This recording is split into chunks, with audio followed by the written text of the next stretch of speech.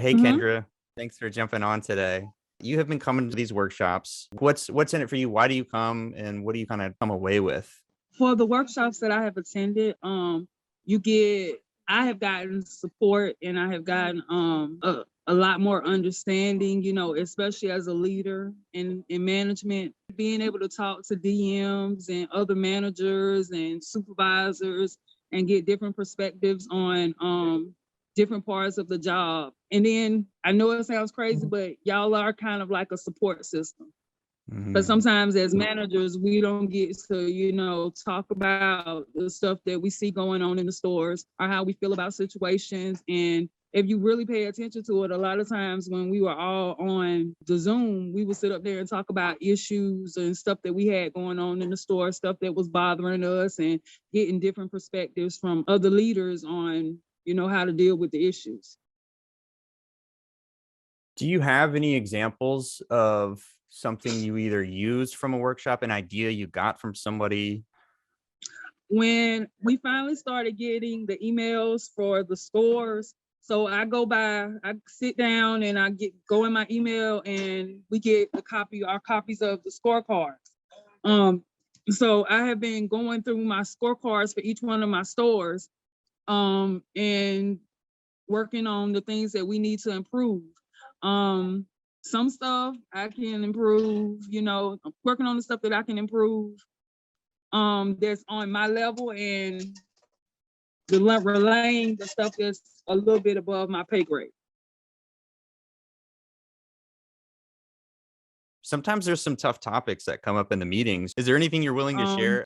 I think some of the biggest things that we've all set up there and talked about is like when to discipline the employees, when to listen, to make sure that you have compassion towards your employees, and not business is business. It is now.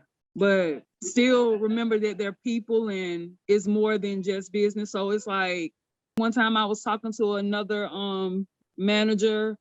We were talking about, situations that he was having with some staff, when to discipline, when should you let people go, situations that we would have with like vendors and truck drivers that were coming to get gas. And, and since I have four stores now, since I have different stores, it's like when you deal with truckers and diesel and off-road diesel, it's like that's a whole nother the ball game. One man got like maybe $500 worth of diesel, and then he was sitting there talking about his car didn't work and could we just let him leave? No. Mhm. And it's like I remember I was asking Mike, how did he handle a situation like that? And Mike just sat up there and was like, he told his cashier to stand flat-footed and he'll be there in a minute. And I had a situation where they popped up and I had to take an example of what he said, tell my cashier to be flat-footed and I'll be there in a minute. And I had to explain to that trucker, I don't care how he do it, figure it out. But he wasn't good. That truck wasn't moving until that bill was paid.